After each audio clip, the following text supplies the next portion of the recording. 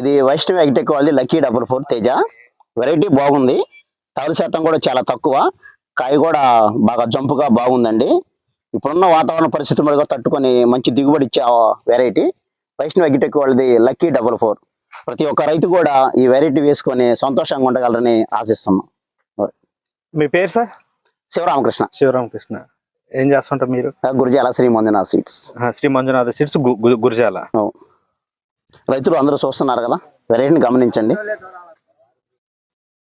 అంటే మీ అభిప్రాయం ఏంది ఈ ఫీల్డ్ విజిట్ అన్న చెప్పండి, చూసారు ప్రతి ఒక్కటి రియల్ గా చెప్పండి. వేసుకోదగింది. ఎందుకు అనుకుంటున్నారు వేసుకోదగింది మిగతా సెగ్మెంట్ తో పోలిస్తే? మనం చూస్తున్నాం కాబట్టి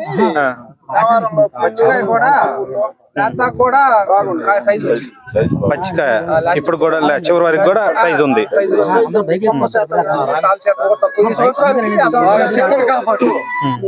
వేరే పరిస్థితి లేకుండా బాగుంది. ఇక్కడ చూసినంత లెక్క తేజాల్లో ఏ ఊరు మీ అందరిది? వేమారు. దాచిపల్లి, ముత్యాలంపాడు అందరూ ఉన్నారు. మీరు ఫీల్డ్ విజిట్ చేద్దామని వచ్చారండి? అవునవును, రైతులతో పాటు. రైతులు మన వాళ్ళు ఉన్నారు, దాచిపల్లి రైతులు ఉన్నారు, ముత్యాలంపాడు నుంచి కూడా 2 రైతులు వచ్చారు.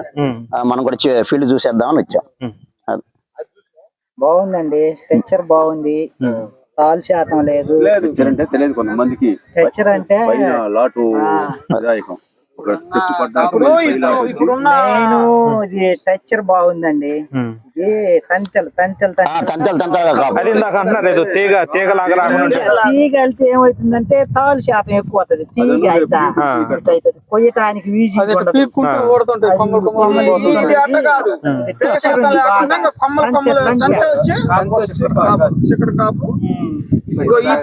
ఈ తంత అయిపోయింది.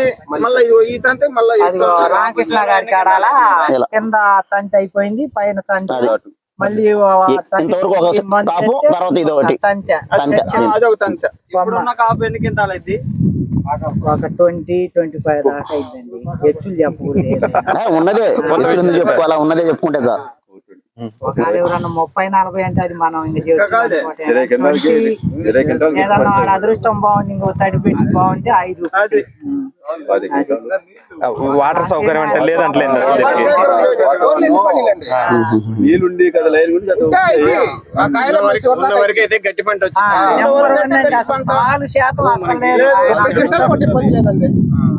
అన్న. కంపెనీ మంచి కంపెనీ, క్వాలిటీలో రాజీ పడదన్నా. మీరు చూసారు, ఇప్పుడు నేను గత 5 సంవత్సరాల నుంచి చేస్తున్నా. బ్రహ్మాండంగా ఉంది వెరైటీ, అన్ని రకాలు.